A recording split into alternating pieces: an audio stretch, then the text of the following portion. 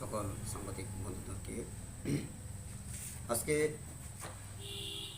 9/5/2022 গন্ডাটিসা Ipft বিভাগীয় কমিটির পক্ষ হইতে আর্জেন্টলি আমাদের সাংবাদিক সম্মেলন করতে বাধ্য হয়েছে। কারণ আপনারা নিশ্চয়ই অবগত আছেন, বিগত 3 তারিখ 5 মাস 2022-এ যে আমাদের পার্টি Ipft এবং Ipft-এর শাখা সংগঠন Ipft বা যুব Ipft-এর 2 জন সদস্যকে বহিষ্কৃত করা হয়েছে। Ipft-এর সংগঠন উত্তম কুমার ত্রিপুরার বক্তব্য আমরা বলতে চাই না, কিন্তু আমাদের কনস্টিটিউশনে আছে প্রত্যেকটা পার্টির কয়েকগুলা সংগঠন আছে।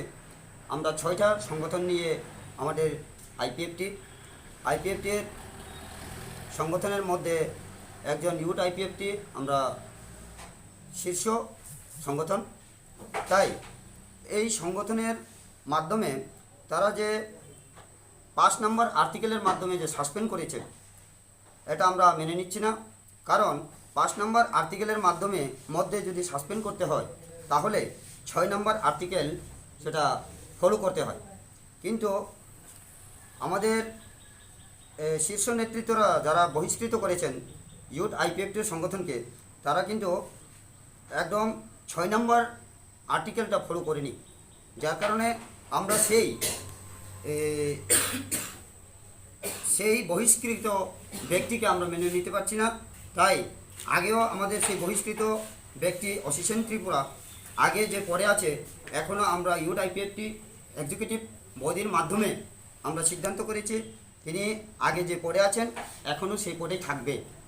তাই আমরা মিডিয়ার মাধ্যমে এটা জানাতে চাই, তাকে কোনো বহিষ্কৃত ব্যক্তি বলে চিহ্নিত করবেন না বা আপনারা মনে করবেন না।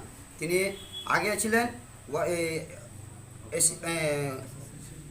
অফিস সেক্রেটারি, এখনও বর্তমানেও অফিস সেক্রেটারি Ipft গন্ডাটিসা ডিভিশন কমিটিতেই আছে।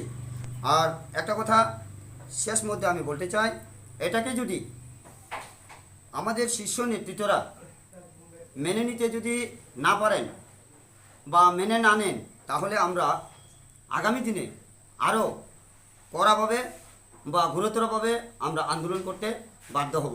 নমস্কার, ধন্যবাদ।